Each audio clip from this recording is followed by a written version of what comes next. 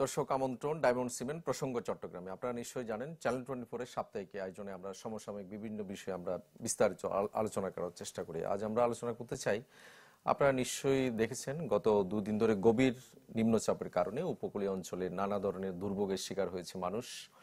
বিশেষ করে উপকূল যে কতটা অরক্ষিত সেই বিষয়টি আবারও চোখে আঙ্গুল দিয়ে দেখিয়ে দিয়েছে। আমরা একটু শুরুতে আমরা বিস্তারিত আলোচনায় যাবার আগে আমরা একটু উপকূলের চিত্র দেখে আসতে চাই। আমরা যেতে চাই কক্সবাজারে। সেখানে রয়েছেন আমাদের সহকর্মী আজিম নিহাত।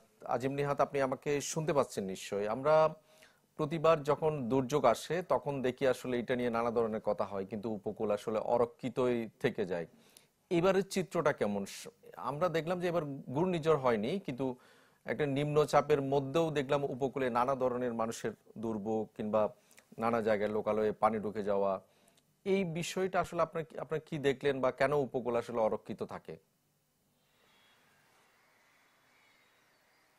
আপনি ঠিকই বলেছেন যে এবার যেটি দেখা গেছে ঘূর্ণিঝড় হয়নি, শুধুমাত্র নিম্নচাপের যে প্রভাব, এই প্রভাবেই কিন্তু সেন্ট মার্টিন থেকে শুরু করে কুতুবদিয়া পর্যন্ত উপকূলের এমন কোনো জায়গা নাই যেখানে ক্ষতিগ্রস্ত হয়নি। আমরা সবচেয়ে যে বিষয়টি দেখেছি যে সেন্ট মার্টিনে কিন্তু চারপাশ থেকে, যেহেতু এটা অরক্ষিত একটি জায়গা, সেখানে তিন পাশে পানি উঠে গিয়েছিল, বেশ কিছু জায়গা প্লাবিত হয়ে গিয়েছিল এবং জোয়ারের ধাক্কায় কিছু জায়গা ভেঙে গিয়েছে। এবং অন্যদিকে টেকনাফের যে শাহাপুর দ্বীপ এলাকাটি রয়েছে, সেখানে বেড়িবাঁধের কিছু অংশ থাকলেও আমরা দেখেছি যে সেখানেও বেড়িবাঁধ ডিঙিয়ে পানি ঢুকে পড়েছে এবং যে জায়গাগুলো দুর্বল ছিল সেগুলো ভেঙে গেছে, ফলে সেখানেও বেশ কিছু ক্ষয়ক্ষতি হয়েছে। এবং একইভাবে মেরিন ড্রাইভ, প্রতি বছর আমরা যেটি দেখেছি যে জোয়ারের ধাক্কা যখন বেড়ে যায় তখন মেরিন ড্রাইভ ভেঙে যায়। এবারেও কিন্তু সেরকমই হয়েছে এবং আজকেও জোয়ারের সময় সেখানে বেড়িবাঁধের কিছুটা ক্ষতি হয়েছে এবং বর্ষা মৌসুম আসলে এটা হয় এবং পরবর্তীতে দেখা যায় কি জোড়াতালি কিছুটা ঠিক করা হয়, বর্ষাকাল আসলে আবারও একই অবস্থা পরিণত হয়, একটা বাজেট আসে, এইভাবেই আসলে চলতে থাকে। চূড়ান্তভাবে পূর্ণাঙ্গ কোনো টেকসই ঠিক না করার কারণে এই অবস্থাগুলো বারবার হয়ে থাকে। এবং সমুদ্র সৈকতের যে বিশাল জায়গাগুলো রয়েছে, সেখানে ঝাউবাগান রয়েছে বিস্তীর্ণ এলাকা জুড়ে, সেখানেও ক্ষয়ক্ষতি হয়েছে। বিশেষ করে কুতুবদিয়া এবং মহেশখালীতে সেখানকার বেড়িবাঁধের ব্যাপক ক্ষয়ক্ষতি হচ্ছে। আমার কাছে একটি হিসাব আছে পানি উন্নয়ন বোর্ডের, তাদের হিসাব অনুযায়ী যেটি আমার কাছে রয়েছে, যে কুতুবদিয়ায় 1.4 কিলোমিটার বেড়িবাঁধ কিন্তু ভেঙে গেছে। এর মধ্যে 216 মিটার পুরোপুরি বিধ্বস্ত হয়ে গেছে। এর পাশাপাশি মহেশখালীতে যেটা বলা হচ্ছে যে 950 মিটারের মতো বেড়িবাঁধ ক্ষতিগ্রস্ত হয়েছে, সেখানে বেশ কিছু এলাকা প্লাবিত হয়েছে। একইভাবে চকরিয়াতে আমরা খবর নিয়েছি, সেখানে আজকের যে ডেটা সেই অনুযায়ী 1.6 কিলোমিটার সেখানেও ক্ষয়ক্ষতি হয়েছে। সব মিলিয়ে বলা যায় যে সদরের ভারুয়াকালী সহ যে সমস্ত উপকূলের জায়গাগুলো, এগুলো মূলত বারবার ভেঙে যাওয়ার কারণ হচ্ছে যে সময়টা আসলে বেড়িবাঁধের কাজ করা দরকার সেই সময় না করে বর্ষাকাল আসলে শুধুমাত্র কিছু তৎপরতা দেখা যায়, যে কারণে প্রায় সময় এই বিষয়গুলো বর্ষাকাল আসলে বা ঘূর্ণিঝড় আসলে হতে থাকে এবং টেকসই কোনো বেড়িবাঁধ কিন্তু উপকূলের মানুষের কপালে এখনও জুটেনি। কখন জুটবে সেটিও আসলে বলা যাচ্ছে না। এবং তো যদিও জেলা প্রশাসন থেকে বলা হচ্ছে যে এবারের আজিম যে নিহাত, আপনাকে অনেক ধন্যবাদ আমাদের বিস্তারিত তথ্য জানানোর জন্য। দর্শক, আমরা স্টুডিওতে ফিরছি। আমাদের সঙ্গে স্টুডিওতে যোগ দিয়েছেন দৈনিক দেশ রূপান্তরের ব্যুরো প্রধান এবং গবেষক ভূঁইয়া নজরুল। আপনাকে স্বাগত আমাদের এই অনুষ্ঠানে। আপনি শুনছিলেন আমাদের সহকর্মী কক্সবাজার থেকে, তিনি জানাচ্ছিলেন যে ঘূর্ণিঝড় হয়নি, কিন্তু এই নিম্নচাপের মধ্যেও যে পরিমাণ মানুষকে আসলে ভুগতে হয়েছে, সেখানে ভোগান্তি পেতে হয়েছে। আমরা উপকূল নিয়ে বহুদিন ধরে আসলে কথা বলি, এত দুর্যোগ আসে, এত উদ্যোগের কথা বলা হয়, তারপরে আসলে উপকূল সুরক্ষিত হয় না কেন? আপনার কি মনে হয়? আপনাকে ধন্যবাদ। প্রথমত যে বিষয়টা হচ্ছে, এবার যদিও এটাকে গভীর নিম্নচাপ বলা হচ্ছে, প্রকৃতপক্ষে এটার যে আক্রমণ করার পরে উপকূলে ওঠার পর সময়ের যে শক্তি বা এটা বিবেচনা করি, তাহলে সেটা কিন্তু প্রায় ঘূর্ণিঝড়ের সমপর্যায়ের একটা বিষয় বলা যায়। আপনি দেখেন ঘূর্ণিঝড়ের কিন্তু দুইটা অংশ থাকে, একটা হচ্ছে জলোচ্ছ্বাস, একটা হচ্ছে বাতাস, উইন্ড স্পিড। গ্রামার বলে, মানে ঘূর্ণিঝড়ের যে ব্যাকরণের সূত্র আছে, সেটা হচ্ছে 65 ঘন্টায় 65 কিলোমিটার গতিবেগ যদি এটা অতিক্রম হয়, তখন আমরা তাকে ঘূর্ণিঝড় হিসেবে ডিক্লেয়ার করি 60 অতিক্রম করার পরেই। এখন এইটার বাতাসের গতিবেগ ছিল সর্বোচ্চ 54 কিলোমিটার, যেটা রেকর্ড হয়েছে যশোরে রেকর্ড হয়েছে ইয়ার পরে। আর সাতক্ষীরাতে রেকর্ড হয়েছে আক্রমণের দিন সকালবেলা 37 কিলোমিটার/ঘন্টায়। তাহলে বাতাসের যে গতিবেগের সূত্র সেই অনুযায়ী সেটা ঘূর্ণিঝড় হয় না। কিন্তু সমুদ্রের যে জলোচ্ছ্বাস আছে, সেই আসার প্রেক্ষিতে, সেটার প্রেক্ষিতে এটা জোয়ারের উচ্চতাটা বেশি হয়েছে। আপনি নিশ্চয়ই জানেন যে আমাদের জলোচ্ছ্বাস ঘূর্ণিঝড় যখন ডিক্লেয়ার দেয়, তখন কিন্তু উপকূলীয় এলাকায় 3 থেকে 4 ফুট অধিক উচ্চতার একটা সামুদ্রিক ঢেউয়ের কথা বলা হয়। তাহলে এই সময়টাতে যেই সমুদ্রের উচ্চতা যেটা থাকে সেটার সাথে যদি স্বাভাবিক জোয়ার থাকে, স্বাভাবিক জোয়ারের কারণে আরো 2 মিটার বাড়ে, 2 মিটারের সাথে আবার যদি 3 মিটার বাড়তি উচ্চতা যোগ হয় তাহলে প্রায় প্রায় 5 মিটারের উচ্চতা। 5 মিটার সমুদ্র ফুট বা 5 ফুট যদি সমুদ্র ফুট যদি আমরা, সরি এটা ফুটও হবে, এই 5 ফুট সমুদ্রের উচ্চতা যদি উপকূলে আঘাত করে, সেই উপকূল আমাদের যেই 710 কিলোমিটার যেই উপকূল দৈর্ঘ্য আছে সেই উপকূল দৈর্ঘ্যটা মেনটেন করার মতো আমাদের ওইরকম ক্যাপাবিলিটি আমাদের নাই। এখন প্রশ্ন আসতে পারে যে এটা এত শক্তিশালী কেন হলো বা কি হলো। আপনি নিশ্চয়ই জানেন যে আমরা আগেই ঘোষণা বলা হয়েছিল যে মৌসুমী বায়ু বাংলাদেশে প্রবেশের সময় কিন্তু 1 জুন, স্ট্যান্ডার্ড টাইম হচ্ছে 1 জুন। এবার কিন্তু 1 জুন থেকে এটা 8 দিন আগে প্রবেশ করছে মৌসুমী বায়ুটা। বাংলাদেশের ঘূর্ণিঝড়ের যে ইতিহাস, গত 15-20 বছরের যে ইতিহাস, সেইটাই বলা হয় যে মে মাসে একটা ঘূর্ণিঝড় হয় এবং শেষ সপ্তাহে একটা ঘূর্ণিঝড় হয়। এই বছর সেই ঘূর্ণিঝড়টা হয়নি। কিন্তু ঘূর্ণিঝড়টা হয়নি কারণ হচ্ছে মৌসুমী বায়ুটা আগে চলে আসছে, কিন্তু ফরমেশন তো হয়ে গেছে সাগরে, এটা উপকূলে আসতে বা সময় এখানে একটা সময় অতিক্রম করছে, কিন্তু সে কিন্তু তার শক্তিও ঠিক অর্জন করছে। এটার ব্যাপ্তি ছিল প্রায় 500 কিলোমিটার, 500 বর্গ কিলোমিটারের ব্যাপ্তি ছিল। এই 500 বর্গ কিলোমিটার যে ব্যাপ্তি আছে, সেই ব্যাপ্তি জুড়ে যে সামুদ্রিক যে একটা ঘনীভবন তৈরি করছে, সেই সামুদ্রিক ঢেউটাই কিন্তু উপকূলে এসে আঘাত করছে। কিন্তু আমাদের যে ওয়ার্নিং সিস্টেমের গ্রামাটিক্যাল যে কারণে সেটা আমরা ঘূর্ণিঝড় হিসেবে ডিক্লেয়ার করি নাই, কিন্তু আমার উপকূল যে গভীর নিম্নচাপের কারণে এই ধরনের একটা জোয়ার হতে পারে, আমার উপকূলের মানুষ কিন্তু সেই হিসেবে প্রস্তুত ছিল না, বা সেই হিসাবে ওই পর্যায়ে আমরা যেতে পারিনি, বা আমাদের যে লোকাল সিগন্যালিং সিস্টেমে আমরা যাদের জন্য সিগন্যাল, তাদের কাছে আমরা সঠিক মেসেজটা সঠিকভাবে হয়তো পৌঁছাইতে পারিনি। কিন্তু মানুষকে পৌঁছাতে পারেন একটা বিষয়, আরেকটা বিষয় হচ্ছে যে তাদের প্রোটেকশনের জায়গাটাও কি আসলে সেরকম কোন স্ট্রং বলে মনে হয়েছে আপনার কাছে? না, আমাদের প্রোটেকশনের জায়গাটা আমরা অনেক দুর্বল। আমরা ঘূর্ণিঝড় আইলা এবং নার্গিস সহ এই ধরনের অনেকগুলো ঘূর্ণিঝড় যখন ফেস করছি, সেই ফেস করার কারণে আমাদের উপকূল কিন্তু অনেকটা অরক্ষিত হয়ে গেছে। আমরা বেড়িবাঁধ বলি, বেড়িবাঁধ অনেক জায়গায় ভাঙ্গা। আমার শহরের পাশে আনোয়ারা দেখেন, আনোয়ারা বেড়িবাঁধ ভাঙ্গা। এবং এই জন্য সারা উপকূলীয় এলাকায় কিন্তু আমার উপকূলীয় যে বেড়িবাঁধ, সেই বেড়িবাঁধ কিন্তু নেই। চট্টগ্রাম শহরে হয়তো একটা আউট হয়েছে সেই এই জায়গাটা, কিন্তু সেই যে এলাকাটা, সেই এলাকাটা তো রক্ষিত। এইভাবে উপকূলীয় একটা সেই বেড়িবাঁধটা অরক্ষিত একটা আছে। আরেকটা আছে, আপনি নিশ্চয়ই জানেন যে উপকূল এলাকায় সবুজ বেষ্টনীর যেটা বলা হয়, যেটা বাতাসের প্রেক্ষিতে, সেই সবুজ বেষ্টনীর দিক থেকে আমরা অনেকটা পিছিয়ে আছে। প্যারাবন আমাদের নাই। আমাদের উপকূলীয় যে বনায়ন, সেই উপকূলীয় বনায়নে আমরা পিছিয়ে আছি। 91 সালে ঘূর্ণিঝড়ের পরে উপকূলীয় বনায়ন কর্মসূচি চালু করা হয়েছিল। পরবর্তীতে অনেকগুলো ঘূর্ণিঝড় পরে ক্ষয়ক্ষতি হওয়ার পরে যে ধারাবাহিক প্রক্রিয়া, সেই ধারাবাহিক প্রক্রিয়া আমরা যেতে পারিনি, এবং এই না যাওয়ার ফলে বাতাসের সাইড থেকে আমরা অরক্ষিত। শুধু 2007 সালে সিডোরে আমরা সেভ হয়েছি শুধুমাত্র সুন্দরবন থাকার কারণে। সুন্দরবন আমাদের একটা প্রাকৃতিক দেয়াল ছিল। কিন্তু দেখেন গত 2-3টা ঘূর্ণিঝড় কিন্তু অতিক্রম করছে আমাদের পিরোজপুরের সাতক্ষীরা এই অঞ্চলের উপর দিয়ে। তো গতকালকেও কিন্তু এটা যদিও ঘূর্ণিঝড় না, এটা গভীর নিম্নচাপ, কিন্তু এটা সামুদ্রিক একটা ঢেউ ছিল, উচ্চতা ছিল, জোয়ার ছিল। সেই উচ্চতাগুলোর কারণে উপকূল কিন্তু মারাত্মক ক্ষতিগ্রস্ত হয়েছে। আরেকটা বিষয় হচ্ছে যে আমাদের সহকর্মী বলছিলেন যে উপকূলীয় বাঁধগুলোর কাজ এমন এক সময় করা হয় যখন আসলে বর্ষা এসে যায় কিংবা দুর্যোগ এসে যায়। এই জায়গাতে আসলে আপনার কি মনে হয় যে পানি উন্নয়ন বোর্ড বলি বা সংশ্লিষ্ট যে দপ্তর, তাদের আসলে এই পুরো কাজটাই আসলে এক ধরনের অপরিকল্পিত?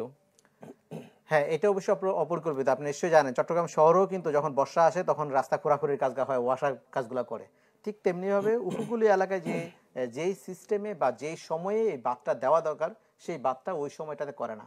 আরেকটা সমস্যা কিন্তু উপকূলীয় এলাকায় ঘটে, সেটা হচ্ছে মাটিটা কিন্তু ওই বাঁধের পাশ থেকে নেওয়া হয়। তাহলে অটোমেটিক বৃষ্টি যখন হয় আবার এটা ভেঙে চলে যাচ্ছে। তাহলে এই জায়গাটাতে একটা পরিকল্পিতভাবে একটা মাস্টার প্ল্যান করা উচিত, যে পানি উন্নয়ন বোর্ড একটা রুটিন প্ল্যান যদি করে ফেলে যে আমার এই কাজটা আমি কখন করব, কখন শেষ করব, সেই কাজ করা এবং সময়ের সাথে বিষয়। আরেকটা সমস্যা কিন্তু হয়তো আমরা অনেক সময় দেখি এবং দেখি না, সেটা হচ্ছে তাদের বাজেটের একটা বিষয়। অনেক সময় দেখা যাচ্ছে তারা সঠিক সময় বাজেট পায় না, সরকারের কাছ থেকে অর্থ ছাড় পায় না। আমরা সবসময় সাংবাদিকরা নেগেটিভ কথাটা বলি, ওই সাইডটাও কিন্তু বলা উচিত যে অর্থ ছাড়ের যে বিষয়টা, তারা অনেক সময় যে অর্থ ছাড়টা সঠিক সময় না পাওয়ার কারণে অনেক সময় কাজটা সঠিকভাবে করতে পারে না। আবার এখানে যারা প্রকৌশলী আছে তাদের দক্ষতার অভাব আছে, তাদের জ্ঞানের অভাব আছে যে আমি কোন সময় কাজটা করব, বা লেথার্জি আছে যে এই কাজটা এই সময় করা উচিত। কারণ উপকূলের প্রতি আমার যদি কমিটমেন্ট না থাকে, সেলফ কমিটমেন্ট না থাকে, তাহলে কিন্তু আমি মানুষের জন্য কাজ করতে পারবো না। আমাকে আগে সেলফ কমিটমেন্টটা নিশ্চিত করতে হবে। নিশ্চয়ই আপনার সঙ্গে আমরা আরো আলোচনা করব। আমরা ছোট্ট একটা বিরতি নিয়ে আসি। দর্শক, ছোট্ট একটা বিরতি নিব, ফিরবো একটু পর, সঙ্গেই থাকুন।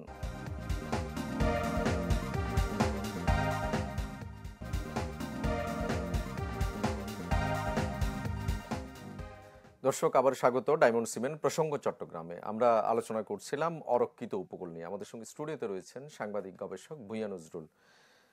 আমরা এই যে বাঁধ নেই কিংবা আপনি বললেন সবুজ বেষ্টনী নেই, আপনার কি মনে হয় আসলে এত দীর্ঘ সময়, বিশেষ করে 1991 সালে ঘূর্ণিঝড়ের পর আমরা দীর্ঘ সময় পেরিয়ে এসেছি, এখনো আসলে উপকূল কিংবা দুর্যোগ ব্যবস্থাপনায় ঘাটতি রয়ে গেছে বলে মনে হয় আপনার? হ্যাঁ, অবশ্যই ঘাটতি রয়েছে। প্রথমত বিষয় হচ্ছে এখানে আপনি 2 থেকে 3টা ধাপ যদি আমরা বলেন, প্রথমত বিষয় হচ্ছে আমাদের সংকেত ব্যবস্থাপনা। এখন আমি ঢাকায় বসে কিংবা চট্টগ্রামে বসে আমি ওই উপকূলে মানুষের জন্য যে সংকেতটা দিচ্ছি, সেই সংকেতটা উপকূলের মানুষের কাছে ওই তাদের ভাষায় পৌঁছাচ্ছে কিনা, তাদের যে স্থানীয় যে ভাষা আছে, স্থানীয় ভাষায় আমি তার কাছে পৌঁছাতে পারছি না, এবং এই সংকেতগুলোর অর্থটা কি আমার উপকূলের মানুষ সবকিছু জানে কিনা ঠিকভাবে, এইখানে আমাদের একটা ঘাটতি এখনো রয়ে গেছে। যদিও আমাদের ইপসার একটা প্রোগ্রাম করেন যে সাগরগিরি নামে একটা রেডিও বার্তা আছে, সেটার মাধ্যমে তারা লোকাল পিপলকে দিচ্ছে তাদের, কিন্তু তারা সারা দেশে না, এটা চট্টগ্রামের কয়েকটা উপজেলা এবং কক্সবাজার কুতুবদের জন্য এটা বরাদ্দ আছে, কিন্তু সারা উপকূলীয় এলাকায় এই সিস্টেমটা আমাদের এখনো বরাদ্দ, এখনো ওইটা চালু করতে পারেনি। এটা একটা আমাদের লেকিংস আছে। আরেকটা বিষয় হচ্ছে যে আমাদের এই যে দুর্যোগের মধ্যে আমাদের কোন ব্যবস্থাটা নিতে হবে, আমাদের উপকূলের যে অরক্ষিত যে উপকূলটা আছে, সেই উপকূলে স্থানীয় প্রশাসনের ভাবে আমরা জানি যে একটা স্ট্যান্ডিং অর্ডার আছে ঘূর্ণিঝড়ের ক্ষেত্রে। 4 নম্বর সিগন্যাল হলে স্ট্যান্ডিং অর্ডার কী হবে, 5 নম্বর হলে কী হবে, কিন্তু এবার দেখেন 3 নম্বর সিগন্যালে কিন্তু কোনো স্ট্যান্ডিং অর্ডার নাই, স্থানীয় সতর্কতা সংকেত। এবার কিন্তু সংকেত কিন্তু 3 নম্বর, কিন্তু 3 নম্বরে কিন্তু একটা মেসিভ ক্ষতি হয়েছে। তাহলে এখানে কিন্তু স্ট্যান্ডিং অর্ডারটা কিন্তু কাজে, তাহলে এখন কিন্তু একটু মনে হয় এবারের গভীর নিম্নচাপে একটু ভাবার সময় আসছে যে 3 নম্বর সিগন্যালের ক্ষেত্রে আমরা কোনো স্ট্যান্ডিং অর্ডার বা এই ধরনের একটা মেসেজ দিব কিনা, এই ধরনের একটা বিষয় কিন্তু এখন নতুন করে ভাবনার বিষয় হয়ে দাঁড়িয়েছে। এবার যেহেতু জোয়ারে ভালো ক্ষয়ক্ষতি হয়েছে, তাহলে এই একটা বিষয়। আরেকটা বিষয় হচ্ছে যে উপকূলের যোগাযোগ ব্যবস্থা। যেমন দেখেন এবার সন্দ্বীপের সাথে যোগাযোগ বিচ্ছিন্ন হয়ে গেছে, আমাদের আমাদের ভোলার সাথে যোগাযোগ বিচ্ছিন্ন হয়ে গেছে। এই যে যোগাযোগ বিচ্ছিন্ন করা মানুষের অনেক প্রয়োজন থাকতে পারে, কাজ থাকতে পারে, এই যোগাযোগ বিচ্ছিন্ন 3 নম্বর সিগন্যালে কিন্তু আমরা তেমন একটা দেখি না। অন্যান্য বছরগুলোতে কিন্তু এটা যোগাযোগ থাকে, কিন্তু এবার দেখা গেছে এই যোগাযোগটা বিচ্ছিন্ন হয়ে গেছে। এখানেও মনে হয় আমাদের আরো কিছু ব্যবস্থাপনার ক্ষেত্রে কিছু কাজ করার আছে। আরেকটা বিষয়, হ্যাঁ বলেন প্লিজ।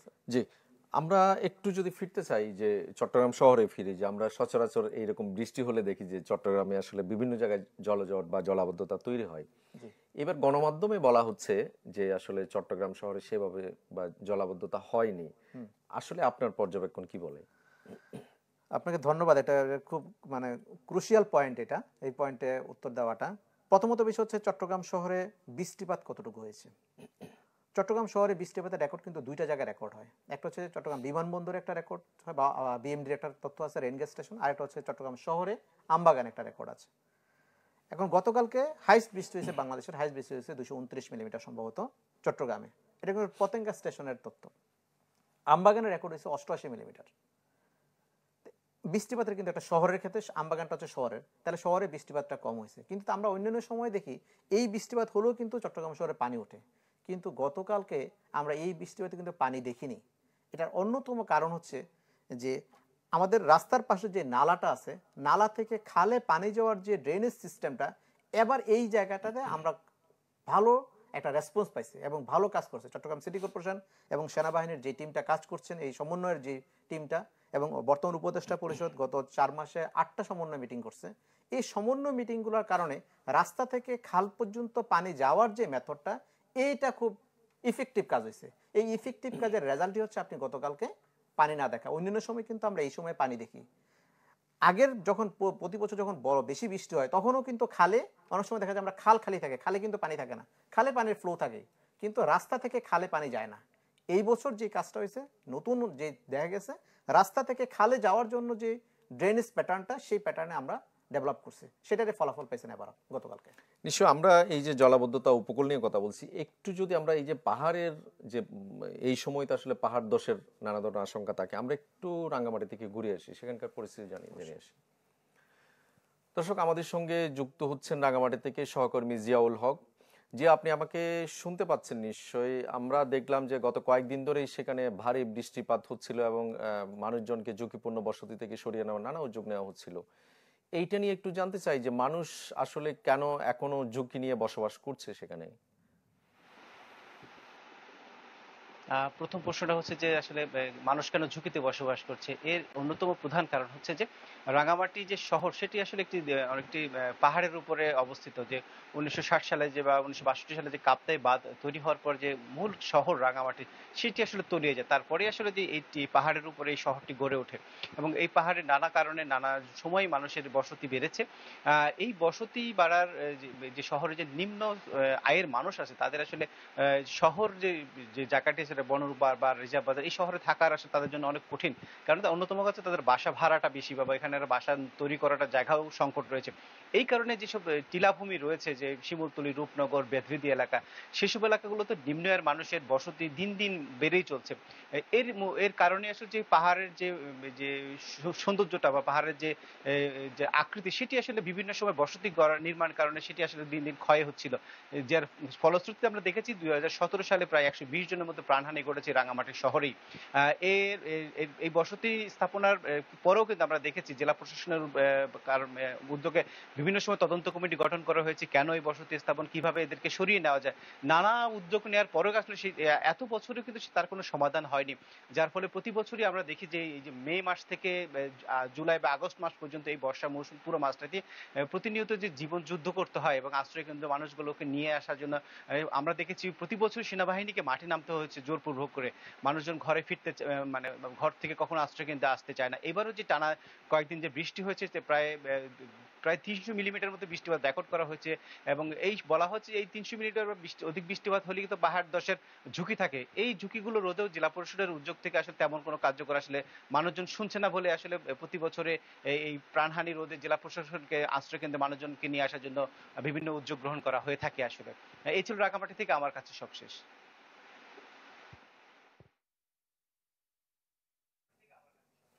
জি, আপনাকে অনেক ধন্যবাদ আমাদেরকে বিস্তারিত জানানোর জন্য।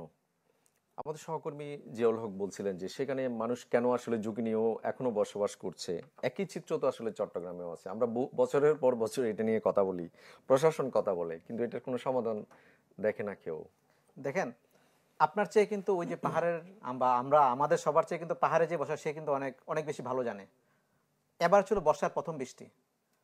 পাহাড় দোষের যে ইতিহাস বলে বর্ষার প্রথম বৃষ্টিতে কোনো পাহাড় দোষ হয় না। এই জন্য আপনি অনেক মাইকিং করেন, অনেক উচ্ছেদ করেন, তারা কিন্তু আসবে না। তারা জানে এই বৃষ্টিতে পাহাড় দোষ হবে না।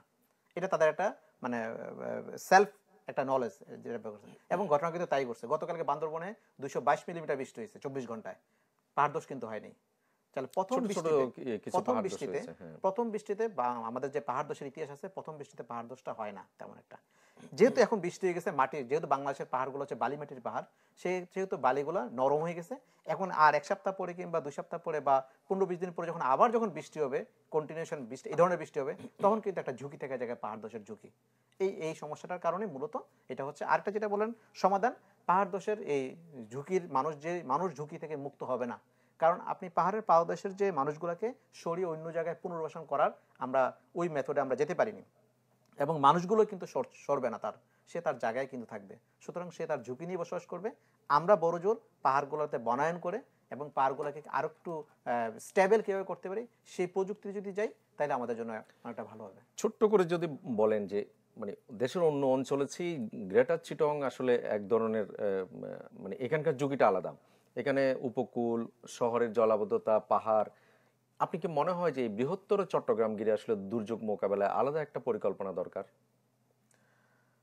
চট্টগ্রামে আপনি ঠিকই বলছেন, চট্টগ্রামে 3 ধরনের ঝুঁকি আছে। একটা হচ্ছে উপকূলীয় এলাকার ঘূর্ণিঝড়ের ঝুঁকি বা জোয়ারের জলোচ্ছ্বাসের ঝুঁকি আছে। চট্টগ্রাম শহরে জলাবদ্ধতার ঝুঁকি আছে। আর একটা হচ্ছে পাহাড় ধসের ঝুঁকি।